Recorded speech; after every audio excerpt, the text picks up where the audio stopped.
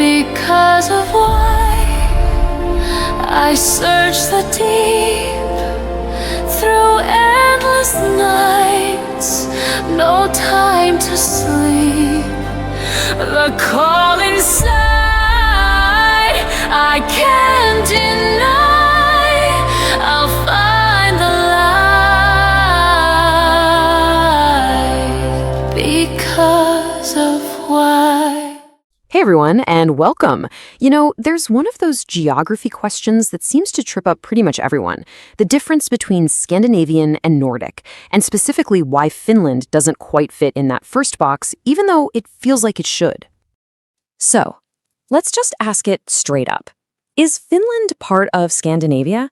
I mean, when you look at a map, it's right there, isn't it? It feels like it belongs. And most of us just kind of lump it in with Sweden and Norway. The answer seems like an easy yes. But the answer is, well, technically, no. And the why behind that answer is actually super interesting.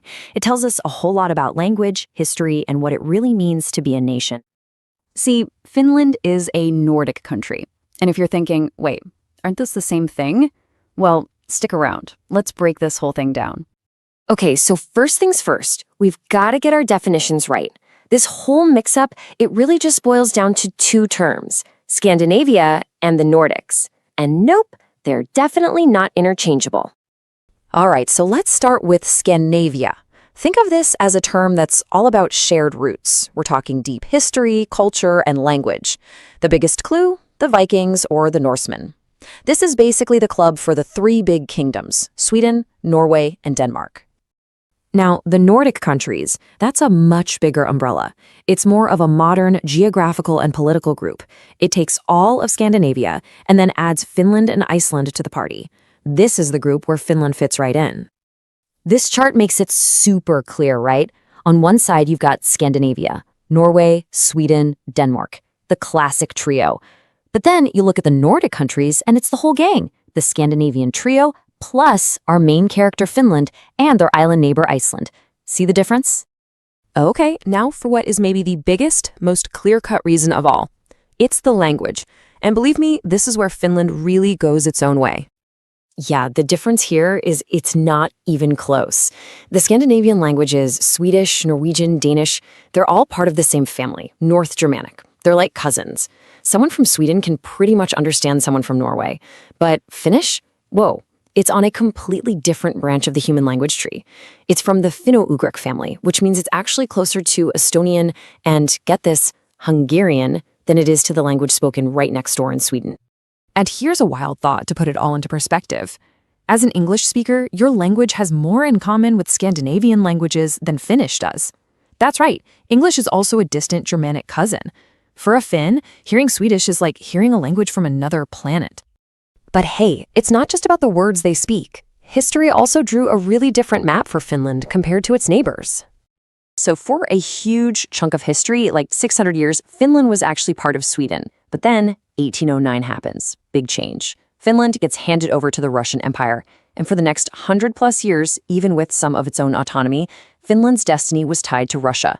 It wasn't until the Russian Revolution in 1917 that they finally got their independence. So think about what that means.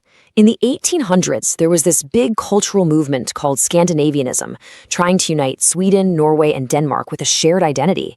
And where was Finland? It wasn't part of that conversation at all. It was forging its own identity, looking east towards Russia, not west. And that totally unique path created a culture that's, well, it's just so uniquely Finnish. You can see it, you can feel it, you can even taste it. Let's dive into a few things that are just wonderfully 100% Finnish. Let's start with the sauna. I mean, sure, other Nordic countries have saunas, but in Finland, it's not a luxury, it's a fundamental part of life.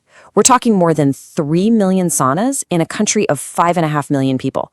That's basically one for every couple of people. It's just on another level. And you've got to love the Finnish honesty, right? It's perfectly summed up in this one glorious word, Kalsarikännit. It literally means drinking at home alone in your underwear, sometimes called pants drunk. And the best part? It's so culturally accepted that it has its own official emoji. That tells you so much about the Finnish mindset, doesn't it?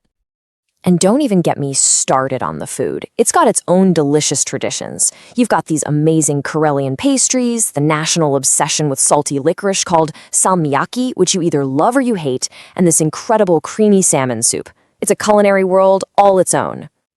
So, okay, we've established Finland's got a different language, a different history, a whole different cultural vibe. It's its own thing. But, and this is a big but, that doesn't mean it's some lone wolf. Today, that Nordic connection is stronger than ever. Yeah, especially since the mid-20th century, Finland has been all in on being part of the Nordic team. They joined the Nordic Council back in '55. They're part of this amazing passport-free zone and a shared job market. But more than that, they share these core values of social equality, democracy, you name it. When they're on the world stage, they stand together. So that's really the heart of it, isn't it? Finland's journey was unique. It shaped a culture that is absolutely not Scandinavian. But is it Nordic? You bet. It's a proud, essential member of that modern Nordic family. And all of this really gets you thinking, right? What really makes a country what it is? Is it the language people grow up speaking, the geography they live on, or is it the long, winding road of their history? Seriously, I'm curious to know what you think. Language, geography, history, what's the most important? Let us know down in the comments. And hey, if you feel just a little bit smarter now, do us a huge favor and hit that like button, share this with a friend who might get it wrong, and of course, subscribe for more explainers like this. Thanks again for hanging out with us. We'll see you in the next one.